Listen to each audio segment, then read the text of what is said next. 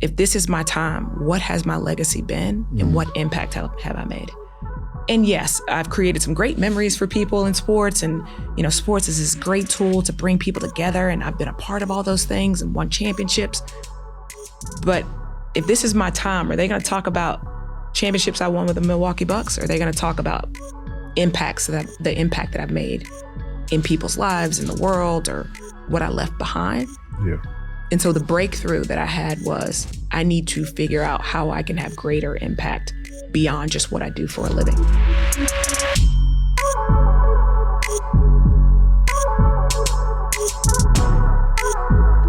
No Free Lunch is presented by T. Rowe Price.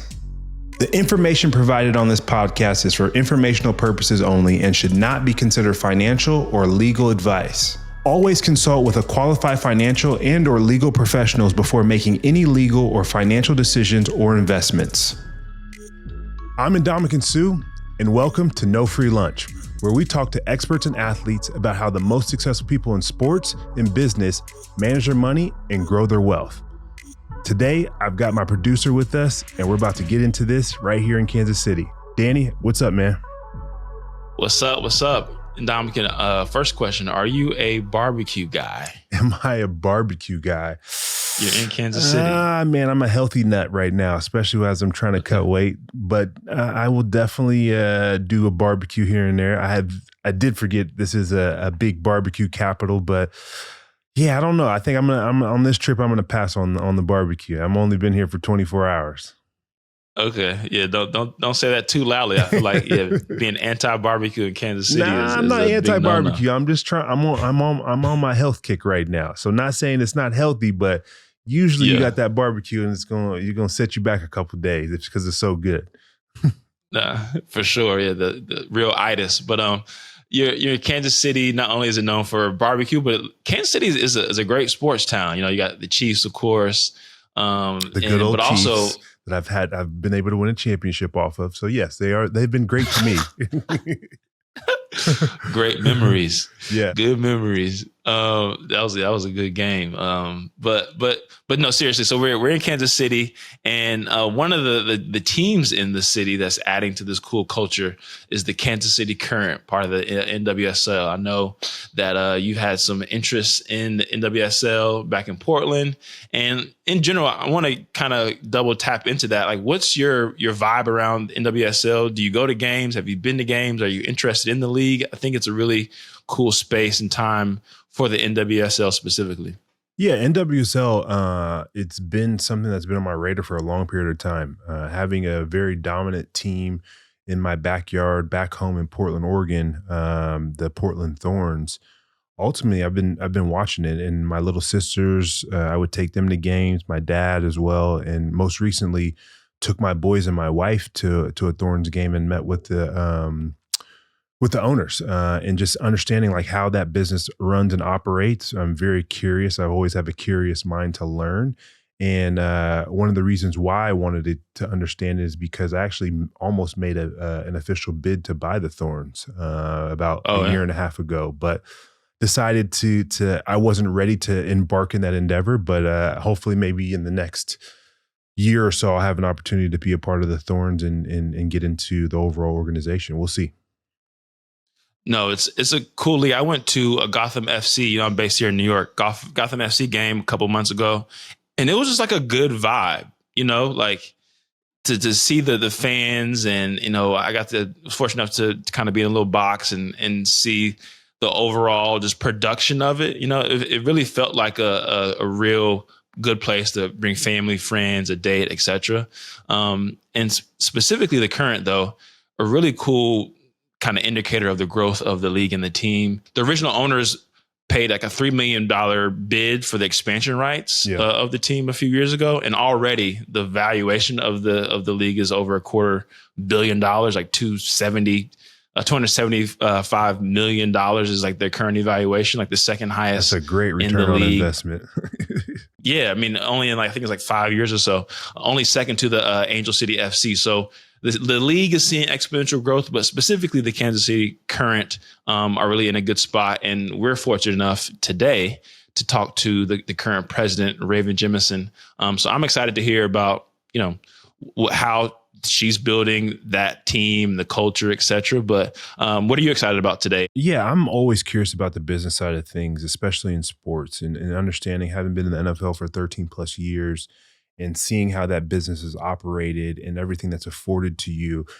What does it look like to run and operate a team that is such in its infancies, for lack of better words, and what the opportunity is afforded to you? Because Raven, from the research that we've done and being able to look at everything where she's come from, she's been a part of big boy organizations and organizations that have been successful and won championships and things of that nature, from my recollection. And ultimately is like, what does she take from those learnings to then to be able to bring that to the Current? And the Current, of my understanding, has also been doing very well as an organization. Ultimately, like, where is she seeing that she can take this organization to? And Kansas City, I look at very similar to Nebraska. They're tried and true fans. And here in the Midwest, when you are win or lose, these fans are loyal and they're going to be in there. So how do you also embed that into the community? How do you do that from a business perspective? There's so many different interesting conversations you could have that I want to have with Raven, say the least. Let's get into it right here at No Free Lunch. Excited to welcome Raven. Raven, one, thank you for the beautiful gift. We'll make sure I bring my family, especially my boys, back. We love soccer. I grew up playing since I was 3. But tell me about Kansas City. You said we were talking about a little bit earlier about you've been here for about 1.5 years. What is it like to be in Kansas City? I have my own experiences. Yeah.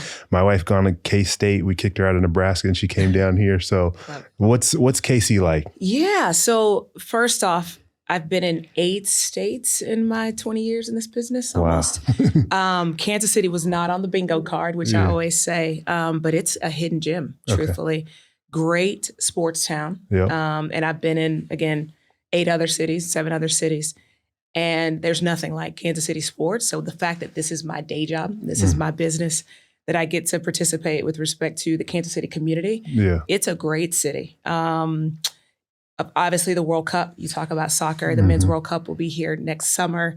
So we are going to show the world that we are a preeminent sports destination. And obviously the Current are doing their part to make sure we do that as well. No, I love it. And you ooze with like this energy that I feel like is infectious in your organization and how you're building that. And so I'm curious to kind of get into your roots a little bit, being from Alabama and coming from a family, being one of the first to go to college, like taking that pride and that understanding. What does that mean to you and other people in this world and who really want to aspire to be like you? It's a great question. And it's one that I start every day with and I end every day with. And, you know, gratitude and honor. When I think about the shoulders that I stand on and the folks in my family that could not afford to go to college or didn't have the opportunity, it's amazing that I'm sitting in this seat talking to you, of course, and that I get to work in sports and do this for my job. But my hope is that when people see me and they see that I was the second person in my family to graduate from college, that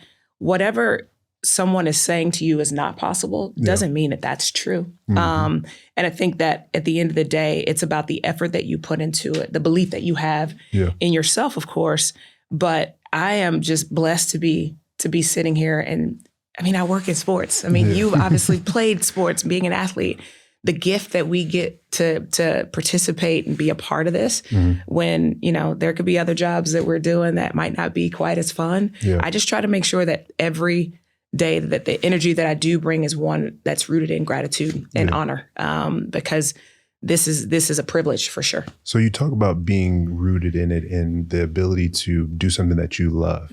And I'm going to go back to like kind of in college, like being really, you were going to school for an optometry. Yes. And like, what was that like? And what was the conversations like? Because I can only imagine my family. My mom's Jamaican, my dad's Cameroonian, and they're like, you're going to do engineering, you're going to do law, you're going to do medical. My sister was going to be a doctor, and she obviously transitioned and went into sports and other pieces. So like going to school for optometry, like how did you transition that to now leading the Kansas City Current? Still a little PTSD with the conversation, but very similar to you, because college was not a place in my family While my parents didn't finish college, they knew the power of education. Yeah. So there was not the luxury of going to college to party, right? Yeah. You go to college to get a job, and a job in which you don't have to come back and ask us for more money, For sure. right? Yep. So doctor, lawyer, teacher, engineer, very similar to your upbringing.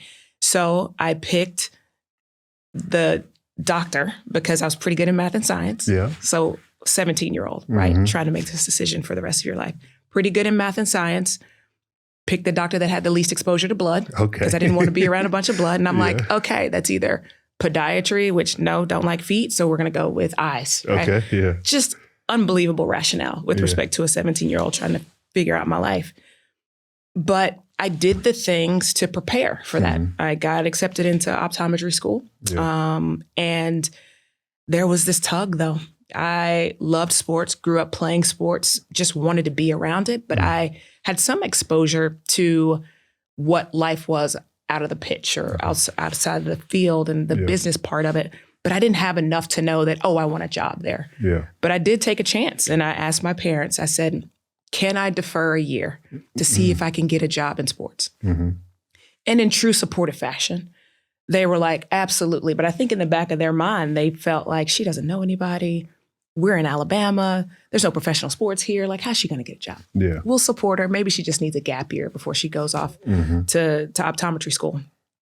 In May, before I was to matriculate in August, I got a job with the Florida Panthers. Yeah. Selling tickets. Okay. $7.25 an hour. So not only am I not going to be a doctor, I'm making minimum wage in arguably one of the best cities in the country, but also one of the most expensive places in the country. So that conversation, it went as good as it could go. They were supportive and they said, whatever you want to do. I think they always thought this is something she just wants to try and she can always go back to school. Yeah. And haven't looked back. That was 20 years ago almost. No, that's crazy because mine similar to that, but much at a younger age. Yeah. So mine was more so in like high school. Okay. My mom was like, you can't play sports until you can prove my freshman year that I can obviously handle my grades and do all those different things. And then she was like, all right, you're not playing football first year. Like I don't like the sport. I don't understand it. Like you can play basketball. I'm okay with that. Soccer's part of the family since you're 3, no problem. But again, you got to wait and prove you can handle the grades. But then it wasn't until that second and third year of high school, it was like, oh, you can actually handle it. And then it translated into college and then obviously fortunate enough to go pro. So let's talk a little bit more about the Florida Panthers and like that transition and that pivot from leaving college, taking that gap year and then going out on a limb and trusting yourself and your intuition. Yeah. And how does that expand and grow and that being your kind of your first leapfrog into sports? Yeah. I knew it was the right place for me because I was happy struggling. Okay. Right. So I moved That's a rarity for people to be okay with struggling. Right. But I knew that there was something there. And I knew that the joy that I had going into work every day while I was making minimum wage, I was selling. Right. And I always tell everybody, if you're interested in working in sports, generate revenue. And I guarantee you'll never have to look for a job again. So I was pretty good. I was a pretty good seller. Yeah. And I really enjoyed working really hard to do this and to work in sports. And for those that are interested in working in sports, it is not 9 to 5. I've been doing this quite some time, but it's 60, 70 hours a week. Yeah. And still a full work day, but you might have a game at night or you have games on the weekends. And work ethic has never been an issue for me. Yeah. But purpose in the work ethic, I think, translated to that first job in sports. And being from Alabama, never been to a hockey game, didn't know the sport at all, but I learned that sports is about emotion. Yeah. Investment in sport is about emotion. And if you can tap into that emotion and sell something based on that, then you'll be fine. And I think that's where I learned really where my strengths were with respect to not just selling, but then I got into some leadership roles at the Panthers as well. And then I really love the leadership piece, which is the joy that I have today. Yeah, no, we're going to touch base on that leadership stuff, but you said 2 things there, what kind of hit home with me. One, being uncomfortable. Like a lot of people don't understand what uncomfortable means and how until they're actually already in it. And then being able to say you're in it, you're uncomfortable and I'm embracing it. but then also that 9 to 5 piece. People are cool with being 9 to 5. Yeah. And then it's like, I did my 9 to 5, give me everything that I want. Oh, yeah. Versus being, hey, no, 9 to 5 is the minimum of what you have to do. If you want to excel, you got to do more, especially in the sports industry. Absolutely. And so I really kind of want to dive into those pieces a little bit more for you. And like, how did you embrace those aspects of being uncomfortable and then being okay with saying 9 to 5 is like, all right, I'm in the office, I check the boxes, but this is how I'm going to set myself apart, because that's what I did in athletics, is saying, I'm going to be in every meeting, I'm going to be on time, I'm going to study, but I'm going to do this stuff early in the morning to give me that competitive advantage late at night, vice versa. So like, how did that work for you? It's in the last piece that you just mentioned, that competitive edge. Yeah. And in sports business, nothing to the degree of what you guys do on the field, the pitch, the ice, but as it relates to finding that competitive edge, when everybody wants to be in sports, when everybody wants to work for X team, or everybody wants the glamour and the glory, it's the work that nobody sees that I'm sure you can attest to as well. That's what gives you that edge. So the 9 to 5 piece was nice, right? Like, yeah, I'd love to come into work at 9 o'clock and get off at 5. Can't even imagine what that's like. But to me, the work that's done, and I still to this day have this mindset, the work that's done from 7:30 to 9 is the work that prepares you to be excellent from 9 to 5. And the work that's done on the weekends and the work that's done after 5 is what makes you the better leader, what makes you the better seller, what makes you the better teammate, truthfully. So you mentioned it. It is that differentiator, because in a game of, thousands of people wanting your seat, you have to figure out what's going to keep you elevated above those other 1,000 people. And when I started in sports in particular, it was dog eat dog. I was visiting a friend who was in graduate school, and I saw a career fair posting for the Florida Panthers in the newspaper. That's just how long this was. Yeah, for sure. And I went and bought an ill-fitting suit. I think it was Nordstrom Rack or one of the off-fits, locations, and it did not fit well at all. But I was like, this is my shot. Like, for some reason, I'm seeing this at this moment. And I noticed when I went to the career fair, I was going to different lines, and the Florida Panthers was my last line to stand in. And as I was watching the people in front of me talk to the director of inside sales at the time, and what they were saying, they were just kind of waiting for him to talk to them. And I was trying to pick up little pieces. In that body language. And how they were speaking and the confidence. And I said, okay, this is my one shot to figure out how I can be different than the other 50 people in front of me. And that speaks to that 7:30 to 9 frame. Like, what are you learning, and how are you leaning in and trying to figure out what's going to differentiate you from the rest? So I'm curious to ask you this question, because it's something I recently talked about, and some other stuff I was doing. How do you envision emotional intelligence being a part of your job, and especially as a leader? And what have you learned from the time with the Panthers and all the other, I'm going to say, male-dominated big sports you were a part of, that you've been bringing to the Current the last year and a half? Wow. The first off, emotional intelligence has just kind of hit me in the heart, because that to me is the differentiator with respect to my leadership. Yeah. And it used to be tough for me to say that I wanted to be a leader, and tough for me to admit that I was a good leader. But now that I know the things that separate me from other leaders that I've had, and I've had some great ones, and other leaders that I see in the industry, the one thing I think that does differentiate me is my emotional intelligence. Yeah. Treating people like the individuals that they are, to me, helps to open the door to get the best out of them. And so with respect to what I think of that, I think it is the missing ingredient, truthfully, for a lot of leaders. Because everybody can talk about what quotas you have to meet and what goals are, and how the organization's vision and how you're going to fit in it.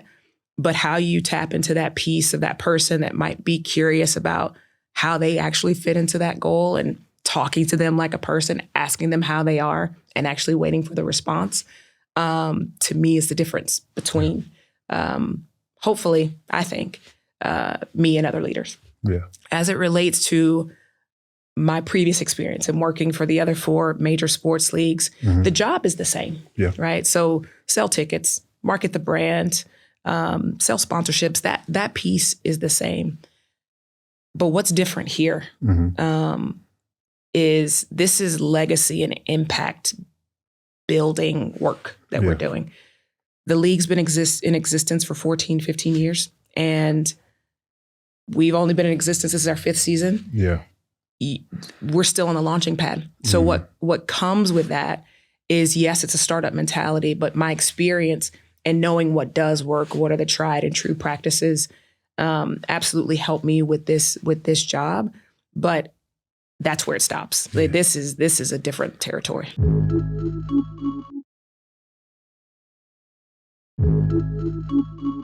I feel like I've had the best coach in all of sports, and Jim Caldwell was very in tune and helped me through a lot of stuff from an emotional intelligence side of things. I also believe I had the worst coach in all of sports in Adam Gase when it came to that of being a leader and having no emotional intelligence, any of those different things, and not being able to like have people want to follow behind them at the end of the day. What are some of the things that you left behind through your learnings of being in NFL or in the big sports at the end of the day that you say, I'm going to leave these behind because I don't believe this is part of me building something successful and being a leader of an organization? That's a great question. The first is the mentality that 1,000 people are waiting for your seat. Mm-hmm. So I'm not going to lead or coach you. Yeah. I'm going to let you figure your way out. Mm. And when you can't, just know that the 1,000 people that are behind you, somebody will gladly step in. That is the biggest piece that, I had coming up through this industry. There was a lot of that. And talk about the competitive nature of sports off the field or the pitch or the ice. It is that. And it is everybody's so anxious that, oh my God, I only have a year to prove myself. Or if I'm not, somebody's going to be even in the organization or even outside the organization. So that is the major piece that I have tried to not bring into my leadership because that's not productive, right? How does that get? In short, you don't want people to be scared of their jobs. So they're just sitting there like, I'm doing everything not to lose my job versus focusing on what the actual key is for us to all be collectively successful. That is exactly right. I'm also empowering you and giving you that rope to go out there and do it. That's exactly right. Okay. The other piece is transparency and communication. Mm-hmm. So as I was coming through the ranks, right? Sure, once I got to manager, I got a little bit more information. Yeah. And then maybe when I got to director, I got a little bit more. Vice president, you get a little bit more. Mm-hmm. I think as much as you can be transparent, do you want to open the books and say, hey, we're losing a bunch of money to, a bunch of, early career professionals? Probably not. Yeah. But do you want to talk to them about where the organization is going and articulating to them where they fit in it? Yes. And that was something that was missing for me. I'm very curious, very intellectually curious. I'm always not necessarily nosy and in other people's business, but I always want to know how I can help another department and how that department can help me. Yeah. And I always felt like there was a little bit of a competing force that was invisible, or we weren't all on the same page. And I just feel like we go and grow together. And the only way to do that is to have as much information as possible. Yeah. So those are the two things, more transparency and communication, and just removing the competitive barriers that are invisible. Yeah. Because you don't need to tell someone that somebody else can do their job. Just try to get the best out of them. Yeah. Kind of knowing that you're, for lack of better words, in an emerging league in NWSL, and then versus an established league, how do you say, hey, I've seen these established leagues, I've been a part of it, I've been able to have this amazing infrastructure. Yep. How are you building this infrastructure for this team for the long haul, but at the same time, not necessarily having the same exact resources per se? And how do you put that conundrum together? Yeah, I'm still learning that one, honestly, because there's sometimes I fall into, 300 people were reporting to me in my last job and I could just snap a finger or put together a presentation and say, this is what we need and this is how it's going to impact the business. But there's also something to be said about entrepreneurial mindset. And to me, I think at some point in my life, there will be entrepreneurial aspirations. And this is a great start. This is a great way for me to think exactly like an owner and how I would build a business without the guardrails, establish the guardrails, but also take solace in the fact that there are no established rules. Yeah. And that is what's exciting to me, and what brought me over to the NWSL and the Current in particular, is because I had worked in the establishment. I mean, I worked for the NBA league office, which is arguably the establishment. And there was some comfort in that, I could open up a file or see where some stuff is already created. But there's a lot of joy in creating it yourself. And when you think about the way that our owners think, first off, no is not in the vocabulary. It is yes and how. It might take us longer, or it might not be exactly the way we look, the way we think it'll look. But that challenges me in a way that makes me think, okay, how do I get to the yes, and how do I get the team to rally around what might not be an ideal situation, but one in which we can be proud of at the end of the day. And I go back to when I first started here last January, and we opened the stadium in March, and we had a lot to get done in 8 weeks. And without those established rules, but with some experience in knowing how it can be done, this team got it done, and it was an amazing experience. And that makes me think, we can get anything done. So let's talk about your owners, because you brought them up with the stadium and whatnot. And obviously I've beat up on one of your owners before. Yeah. But when you talk about ownership and building things and giving that blank slate, what are some of those things that you say, all right, I've got the ears of the owners and they're giving me kind of a blank check or multiple checks, for lack of better words. Yeah. A little bit. Yeah. How do you translate that into supporting the soccer side of, or the operations of the team to the players, the coaches, the staff in and around that side of thing? Because you also mentioned earlier that there's sometimes church and state and they can't really cross-pollinate. Yeah. But I think it's very important for them to both feel each other, but also not get in the way of each other. Absolutely. I will say we literally have one team, one dream. Like, it is our general manager, Caitlin Carducci, our head coach, Vlatko Andonovski. We won the Shield. Congrats. And thank you very much. And we made beelines to each other to hug each other, because we believe in the one team, one dream. And the reason why I say it's almost, I think it's counterproductive to have church and state when you're in a startup league like the NWSL. Yeah. It's a little different with the established leagues, right? Because you have, the NFL is just a different beast with respect to how things run. Yeah. But when you're in a startup league and you're an early growing franchise, startup franchise, you have to be on the same page. There's not as much room for error because the soccer side needs to be able to contribute and help the business, and vice versa. Correct. The business can only sell things, it helps the business sell things when you're winning the Shield. Have to. Right? It helps the soccer side maybe get more resources if the business is selling things. Yeah. So, and coach has been great with respect to engaging with our corporate partners and our season ticket members, same as Caitlin. It's one team. And the mission is clear. Win multiple championships and build a strong business. And with those two, we all have to be in sync with our owners. And so when you talk about that, how does the community come into that fold?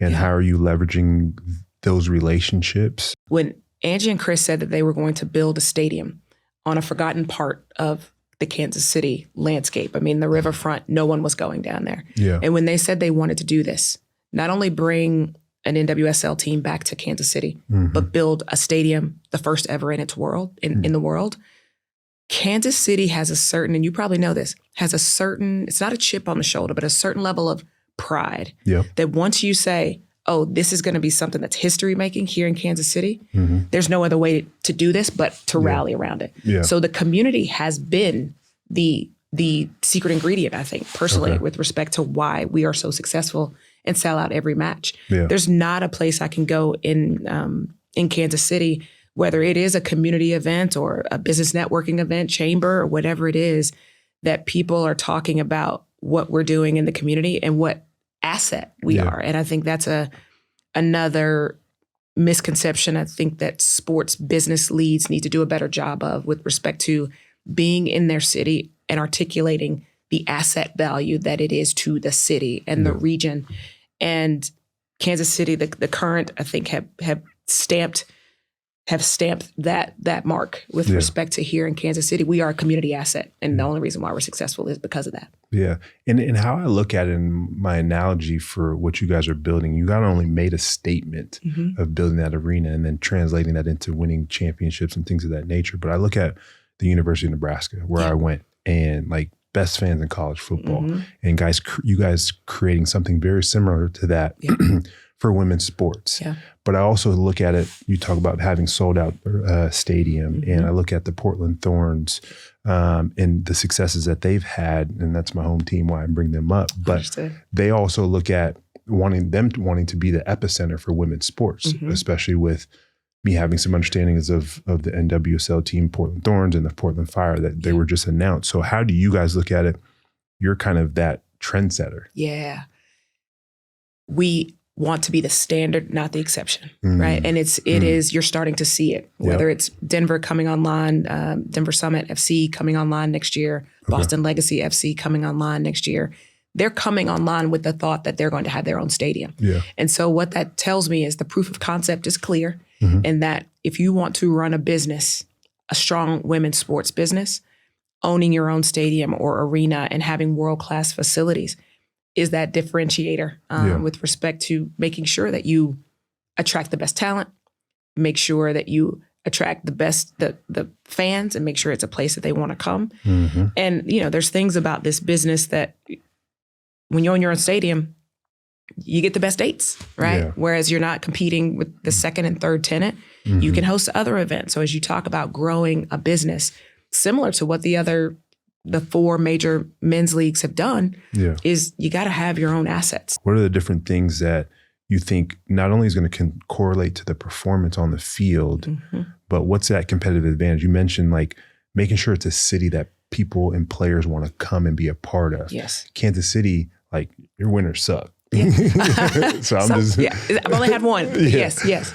But how do you, like when you're, and you're not really on the football side of things. And I call it football because I grew up playing soccer. Again, my dad played professionally overseas. And so like on that football side of things, what's your explanation to newcomers coming to the team and like what's going to be afforded to them and that give and take? Absolutely. Outside of the dollars. Yeah. So players, and Caitlin gives a great conversations about this, but we were the first team to build a purpose-driven training facility for the soccer team.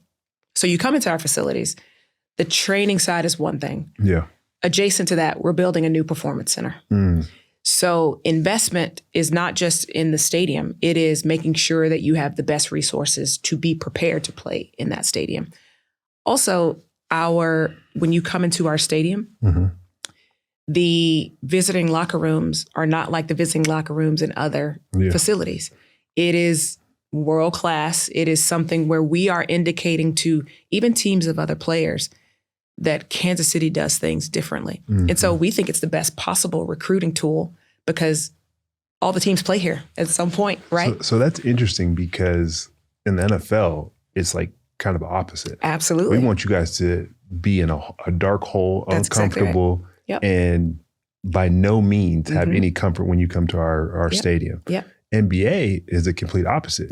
They got hard, fast rules. If you don't have these things in here, you're getting fined. Yeah, that's exactly right. And is there a balance or you're just straight to the NBA side of things with that experience and you coming from the NBA saying, hey, no, we're going to give you best in class no matter what. And we're still going to kick your butt like a Nebraska. Hey, we're going to give you everything you want. 100%. We're going to cheer you. Congratulations. Good try. Yes. We'll see you next time. Midwest hospitality extends to welcoming our guests to CPKC Stadium.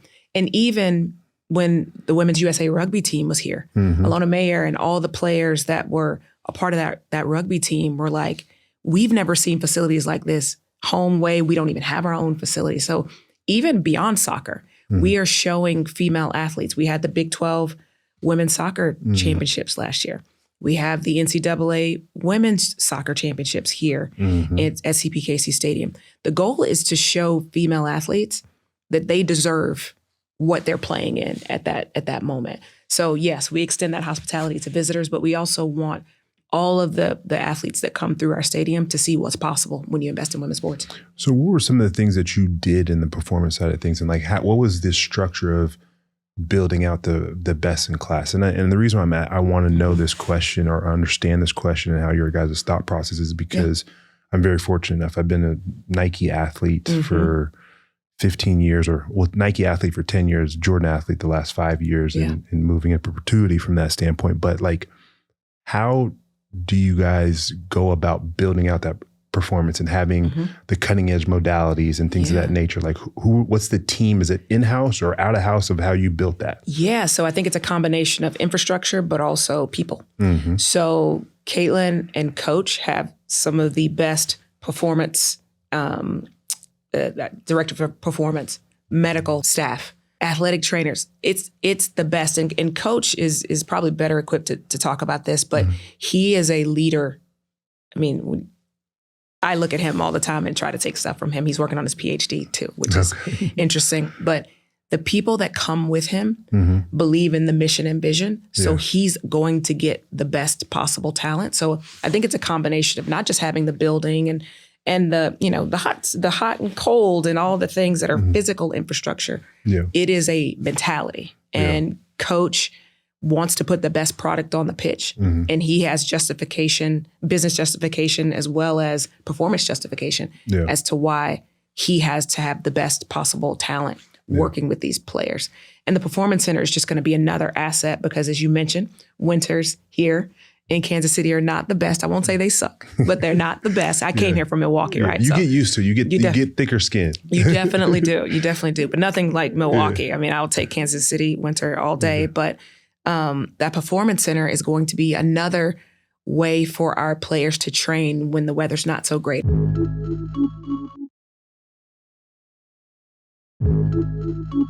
I want to talk a little bit like, what is the average price for a ticket to come to a Current game? So for me, I wanted to bring my wife and kids. My wife has roots here in Kansas City. One of her best friends actually lives here and whatnot. What does what does it cost, and what's the fan experience that you guys try and create? So I won't share average price, but what I will say is our entry level ticket is $20. Okay. And it goes up from there, right? If you want to be in our premium pitch club and you want to have an all-inclusive experience, obviously you can do that as well. What I would say about the intentionality around our stadium and the fan experience is that we want everybody to be able to participate. In addition to that, quote unquote, cheap seats, right? Coming from, you know, the other 4 major leagues, cheap seats means you might need binoculars to see down to the court or to the ice. I remember those days with the Blazers, man. All the way at my back against the concrete. Literally. And you have to stand up and just angle your head just right to see one basket. But at CPKC Stadium, not only is it affordable, but from the top seat to the pitch is 94 feet. So there's not a bad seat. Additionally, the stadium experience, back to that Kansas City pride and back to that feeling, knowing that this stadium is here in Kansas City, it is local proprietors. So our restaurant partners are all from KC. So when you come there, it's like being in Kansas City. So the purpose, we would never want to pick up our stadium and put it anywhere else. It is uniquely Kansas City. So if you bring your family, when you bring your family, because we talked about you guys coming to a match, you'll see that firsthand. It is something for the kids to do. We have face painters. We have people to do caricature drawings there. We have people that do balloon animals. It is a multi-intergenerational experience. And you see that when you see our fans. I have, there's a fan that we always catch up maybe every other game, and he brings his granddaughter and he brings his daughter. And he always talks about how awesome it is for 3 generations to experience an event. And nothing against the other sports, but that's not quite common in some of the other sports, right? So we are proud of the experience that we've been able to create so far. And we know that there's always opportunities to improve, of course, but we are proud that when people come there, they're excited to be there, they feel safe there, and they want to come back. No, that's awesome.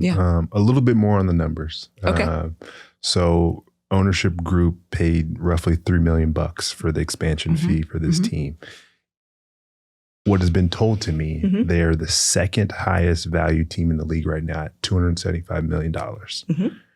What does this moment in time look like for not only this team, but the city and the growth possibilities for it. And to be clear, we're the second or third smallest DMA in the in the NWSL, and only second to LA in valuations. I just wanted to put that out there. Throw your kudos out there. Just throw it out there. I love it. But what that says is, yes, women's sports now is the time. And I want to be very clear, and we've been very clear about our language around this. It's not that women's sports is having a moment. It's not that the Current is having a moment. This is a movement.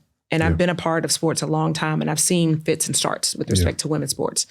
But the investments that are coming into women's sports, we're just still on the launching pad, right? Everybody's talking about this rocket ship. We have not yet taken off.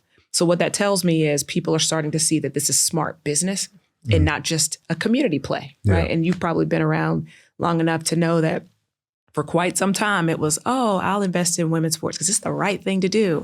Or I have a daughter that plays soccer. I have a daughter that plays basketball. And that's a great way to get involved.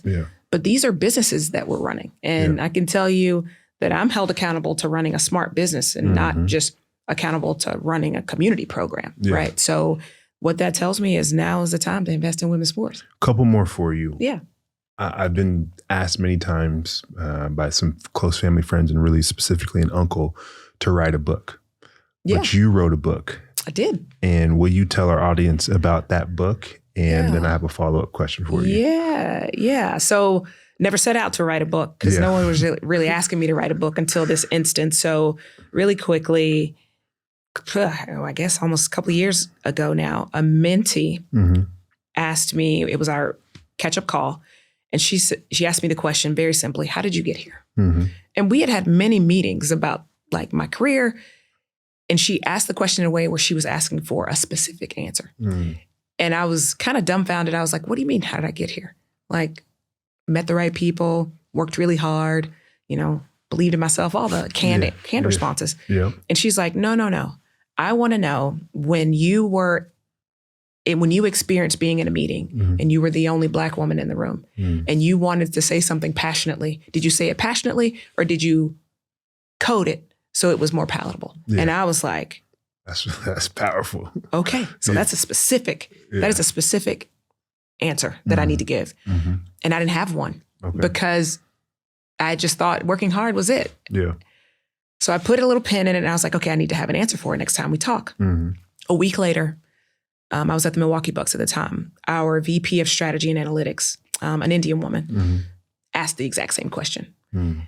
She was like, I'm in meetings with you and I see confidence and I see that you are able to, command the room in a way where people listen. And she was like, how do you do that? Like, how did you get to the point where you were able to do that? And I was like, okay, here's another time where I don't have an answer and I'm type A minus. Okay. So saying I don't know is one thing. Saying I don't know twice. Oh, you said type A minus. Type A minus. We can talk about that. I'm reformed type A. Okay. I don't like saying I don't know twice.